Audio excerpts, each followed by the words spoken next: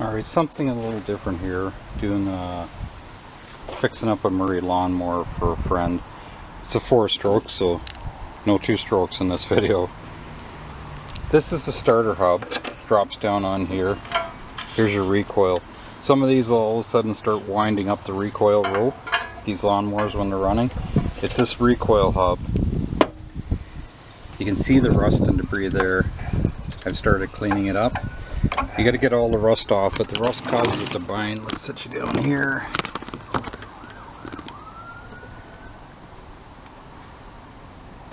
Can't really tell what you're seeing. The sun's so bright. I just take a piece of sandpaper like this.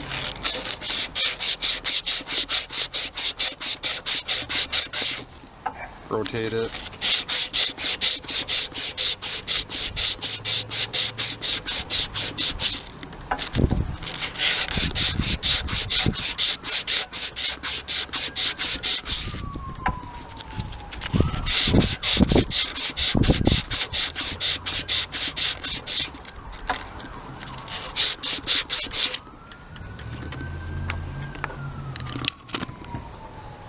There you can see, hopefully you can see that.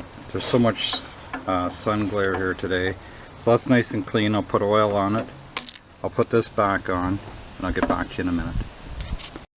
So just showing you the underside. When I pull the blades off to sharpen them, there's a drain plug on the 3.5 horse Briggs. You just use a 3/8 extension and ratchet, pull that out, take the blade out of your way, put a drain tray underneath it, flip it down, let it drain while you sharpen the blade. This one got a new blade. So that's the underside. I just thought I'd show you before I fill it up with the oil, and I'll get back to you in a minute. Here's something I should point out. He bent the blade on it. I put another blade on. When I take this apart, there's the flywheel key and the key shaft. So it's always a good thing to check, you know, even though he said it was still running fine afterwards, when you pull the starter hub off, you should check this flywheel key. If they shear, you won't get them going, or they'll pop and bang and carry on. Anyway, get a little further along, and put a new rope in it as well. I'll show you an easy way to put the rope in it. Okay, one more thing important. So I've oiled this shaft up just a bit. You don't want to go too crazy. On this starter hub, there was rust in that. You want to clean it all up. So it just drops down on there with a bit of oil. Now it turns nice and free. And the way these work, a little bunch of ball bearings here. You don't want to cover these in grease and oil because it'll make them stick. So you drop them in like this, all the way around.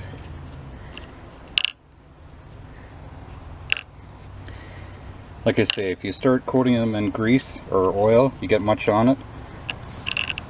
See how they pop back into the slot? Watch there.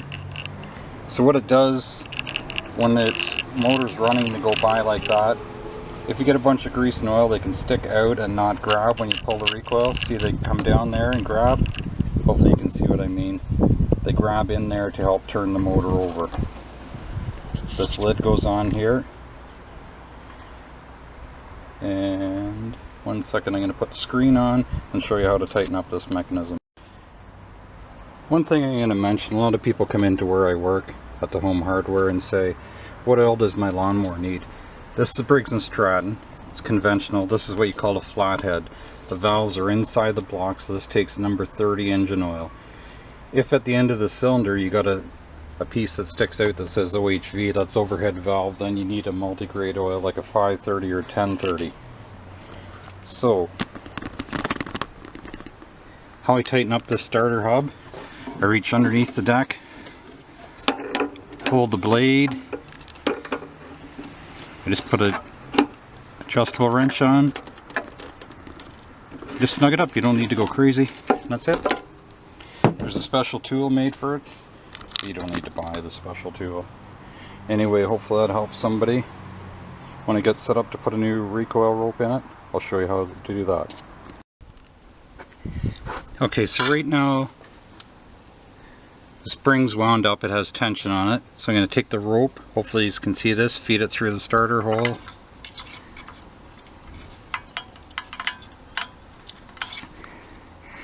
What I'm going to do, there's a hole right here. I'm trying to feed it through into that hole.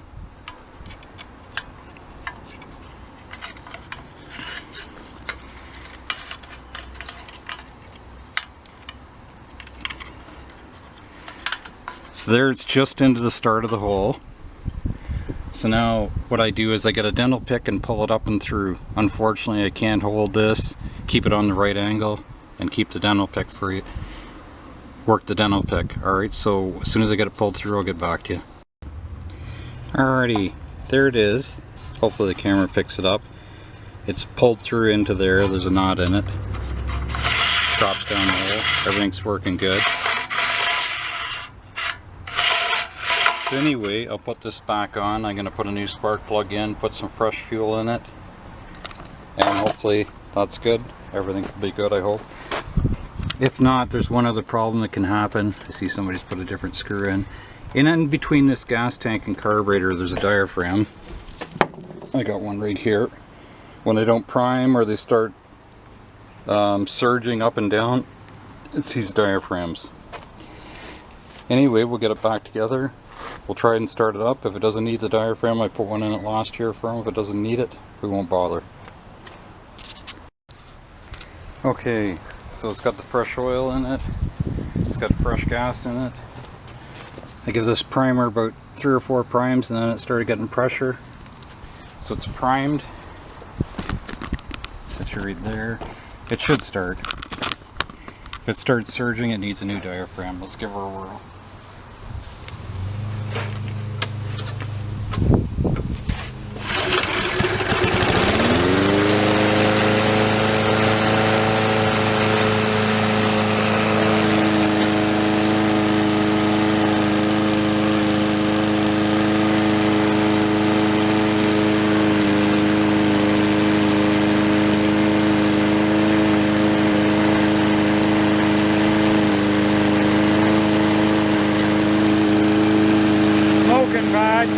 Probably had it tipped. Shut that off so you can tell that was its first start. A lot of times when these sit, people will have them sitting in a shed or something on an angle or overfilled with oil, and it builds up in the cylinder. When I took the plug out, it was quite foul. Anyway, that was the first pull. A lot of people think that 2 strokes are easier to fix than 4 strokes. I prefer to work on 4 strokes. I work on 4 strokes all the time at work.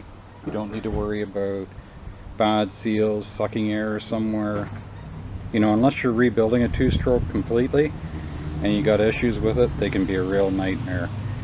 I don't care what people say. A guy's channel I like to watch, he says, oh, he doesn't like 2 strokes. They're really easy to work on. They're nowhere near as complicated. Yeah, there's way more parts to a 4-stroke, but I totally disagree. I'd work on 4 strokes all day over a 2-stroke. Anyway, I've fixed hundreds and hundreds of lawnmowers. Used to sell 50 to 60 lawnmowers a year that I'd sell, fix and sell, and fix anywhere from 50 to 60 for customers. So I fixed hundreds of them. Way easier to work on. Anyway, hope you enjoyed it. Just something a little different. So it's a 20-inch Murray. Maybe somebody got some use out of the video. Take care, have a good one. Thanks for watching, thanks for subscribing, and thanks for the thumbs up, and thanks for leaving comments.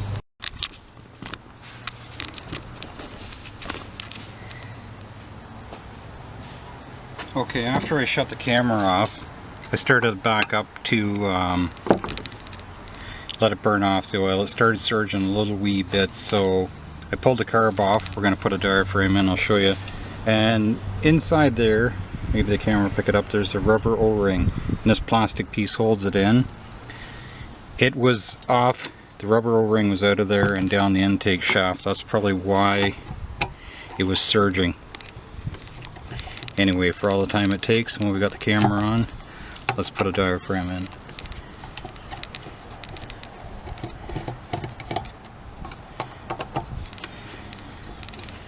I believe it's all the ethanol, alcohol, whatever you want to call it, in the fuel that buggers up the diaphragms. Seems every year on some people's they need a new one. So there's 5 screws you take out. This is the last one, bear with me.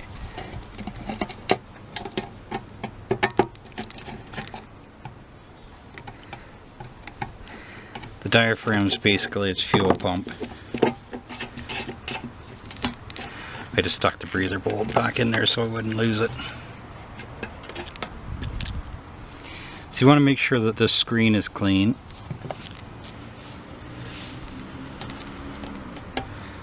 So there's the diaphragm. There's quite a bit of a bow down in it. It's starting to get fairly hard. These are 99% of the time the problem.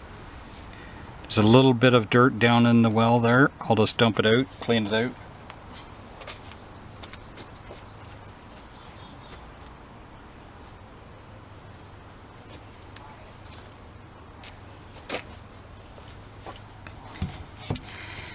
Okay.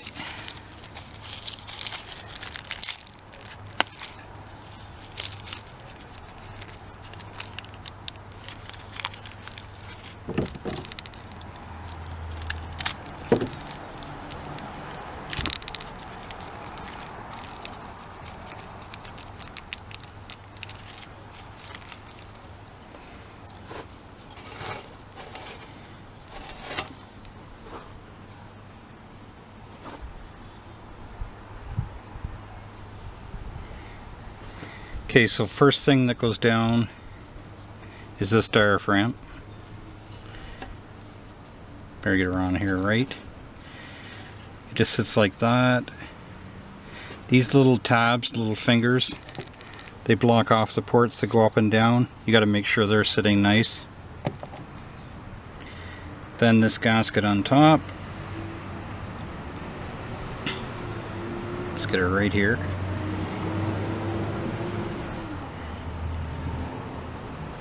There, nope. There we go. Just like that. Gently put this down in. Tank, wiggle the screws around, get them all started. If you want to get them all started to make sure you don't puncture the diaphragm, like just make sure you got it all sitting in place before you snug it up.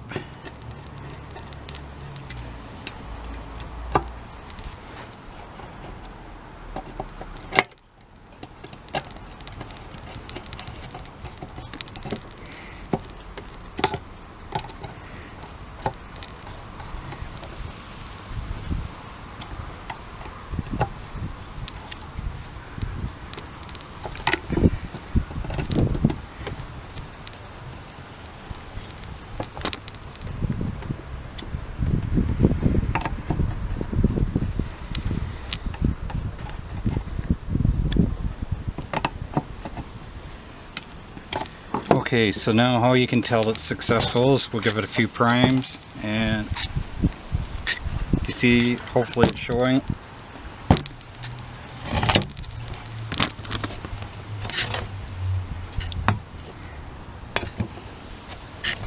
Squirting gas out so everything's alright. Anyway, just a tidbit more. It's as simple as that to replace the diaphragm, and they cause you so many problems. Take care.